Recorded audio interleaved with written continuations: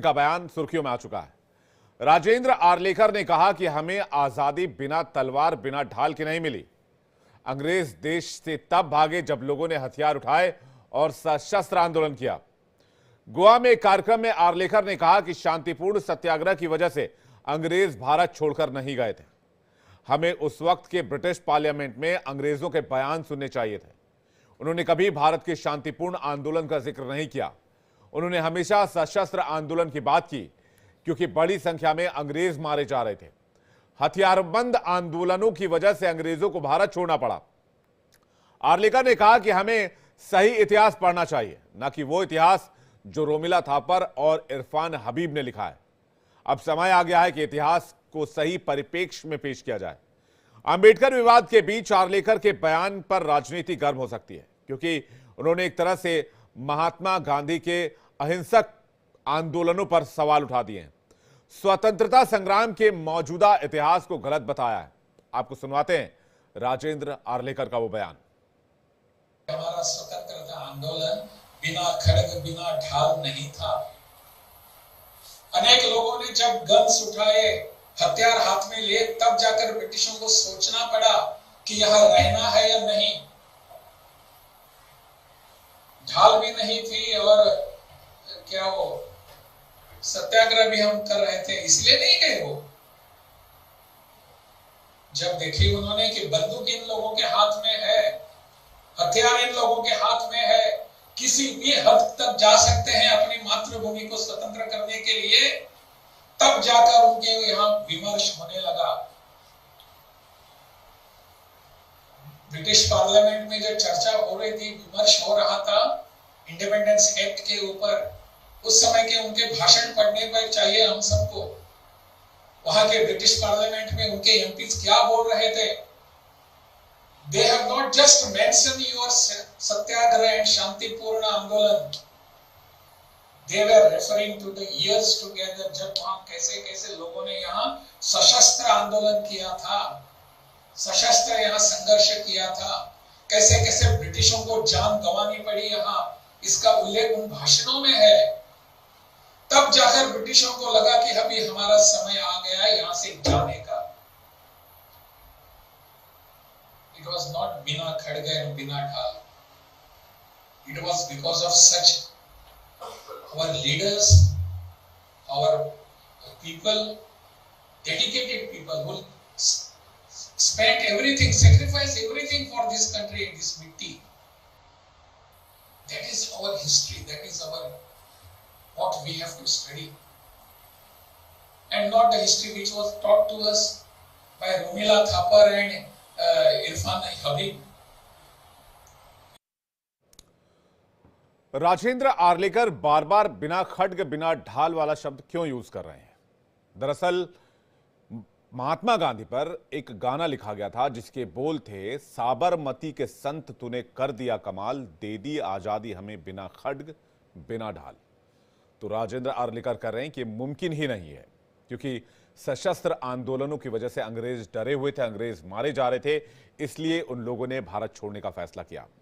अब राजेंद्र आर्लेकर कौन है, यह भी जानिए। राजेंद्र आर्लेकर बिहार के वर्तमान राज्यपाल हैं। इससे पहले वो गोवा और हिमाचल प्रदेश के राज्यपाल के तौर पर काम कर चुके हैं। आर्लेकर गोवा में सरकार में कैबिनेट मंत्री और गोवा विधानसभा के अध्यक्ष भी रहे हैं। संघ से जुड़े रहे आर्लेकर के बयान के क्या मायने हैं? क्या देश की आजादी में अहिंसक आंदोलनों की कोई भूमिका नहीं थी? क्या स्वतंत्रता संग्राम का इतिहास जो पढ़ाया जा रहा है वो गलत है? आखिर राजेंद्र आर्लेकर कहना क्या चाहते हैं? इसी मुद्दे पर चर्चा करने के लिए दो मेहमान हमारे साथ जुड़े हुए हैं। आलोक वत्स हमारे साथ जुड़े हुए हैं, राजनीतिक विश्लेषक, और राजेंद्र तिवारी, वरिष्ठ पत्रकार, हमारे साथ जुड़े हुए हैं। राजेंद्र सर, सबसे पहले आपसे ही सवाल जानना चाहेंगे, आर्लेकर जी के बयान का संदर्भ क्या है? देखिए, मुझे तो पिछले 5-6 दिन से जो चीजें चल रही हैं देश में, जो पॉलिटिकल नैरेटिव खड़ा हो रहा है, खासतौर पे अमित शाह के बयान को लेकर के, उसके बाद बहुत सारे इस तरह का, आप देखिए, संघ प्रमुख ने एक बयान दिया जिसमें उन्होंने कहा हर मस्जिद के नीचे मंदिर नहीं ढूंढा जाना चाहिए। दूसरी तरफ योगी जी कह रहे हैं साहब यहाँ सनातन के से ही भारत जीवित है। और तीसरी तरफ जो पार्लियामेंट में जो कुछ हुआ उसको धक्का मुक्की कांड और एफआईआर और जेल उस तरफ ले जाया जा रहा है। मामला कुल मिलाकर के ये है कि अंबेडकर वाले मसले पर जो अमित शाह का बयान है उससे लोगों को ध्यान बटाया जाए, पहली बात। दूसरी बात, अब इस आर्लेकर के बयान पर ही आते हैं। मेरा सवाल आर्लेकर जी से ये है कि चलिए ठीक है, मान लिया आप जो कह रहे हैं, वो लीडर्स कौन थे जिन्होंने सब कुछ न्यौछावर किया? वो लीडर्स कौन थे, उनके भी जरा नाम बता दें।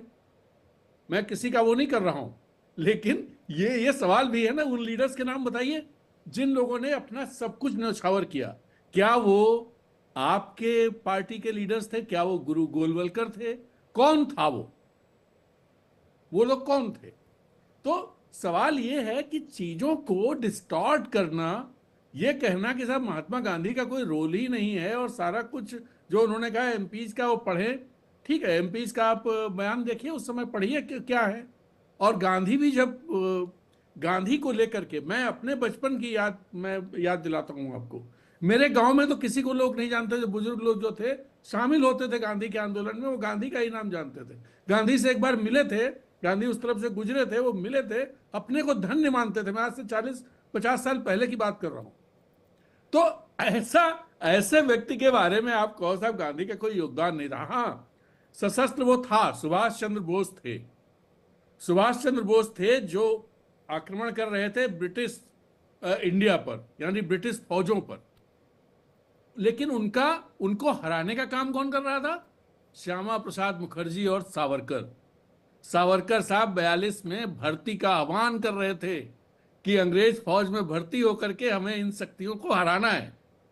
तो आप देखिए कहां चीजें खड़ी हैं और क्या ये लोग कह रहे हैं। इसका बहुत सीधा सा मामला है, कंफ्यूजन क्रिएट करना, और जो मुद्दा इस समय पॉलिटिकल स्पेस में खड़ा है उस मुद्दे से लोगों का ध्यान भटका देना। सारा बाकी चीजों पर बात होने लगे, अमित शाह के बयान को लोग भूल जाए।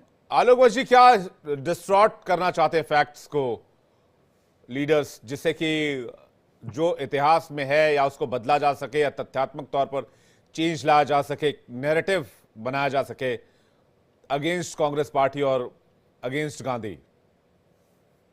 देखिए विवेक जी, राजेंद्र तिवारी जी ने बहुत स्पष्ट शब्दों में कहा है और मैं भी उस बात से इत्तेफाक रखता हूं कि Gandhi cannot be denied.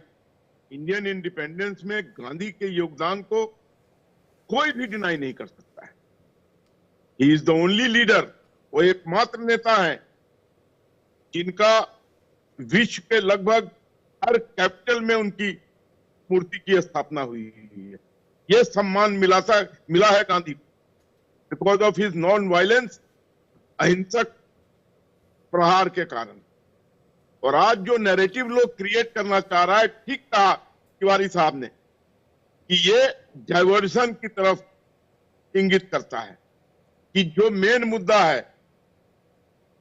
BJP has lost ground, चिड़िया उड़ चुकी है, मैसेज गलत जा चुका है गांव गांव में, एंटी अम्बेडकर, उसको ये अब बहुत जल्दी ठीक नहीं कर पाएंगे। तो उसके लिए ये नैरेटिव सेट हो रहा है कि किसी तरीके से ध्यान भटका दो। लेकिन विवेक जी, इस बात को मान लीजिए, the damage has been done.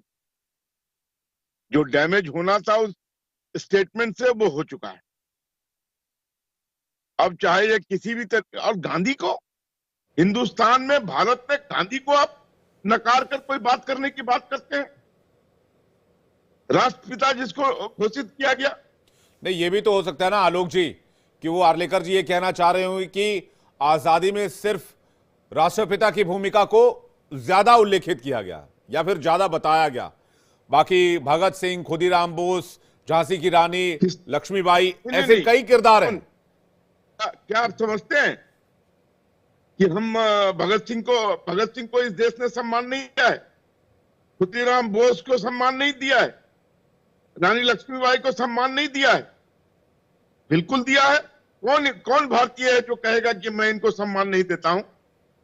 एक आदमी का नाम बता दीजिए आप। अनपढ़ से अनपढ़ आदमी भी जानता है भगत सिंह कौन थे, रानी लक्ष्मीबाई कौन थी, खुदीराम बोस कौन थे।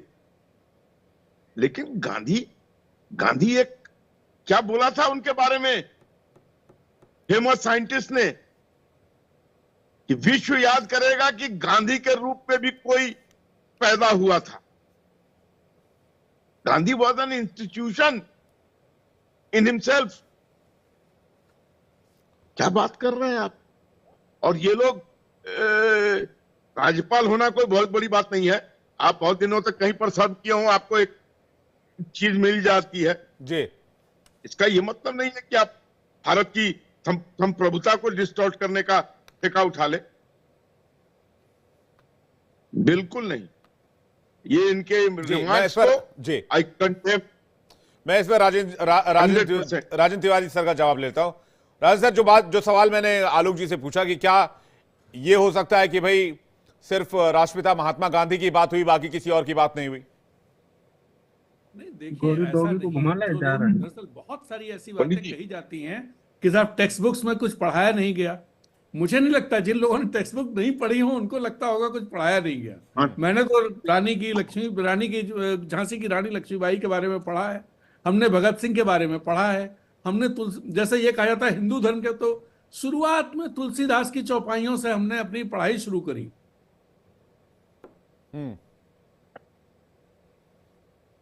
खुदीराम बोस को भी पढ़ा है हमने, स्कूल में पढ़ा है।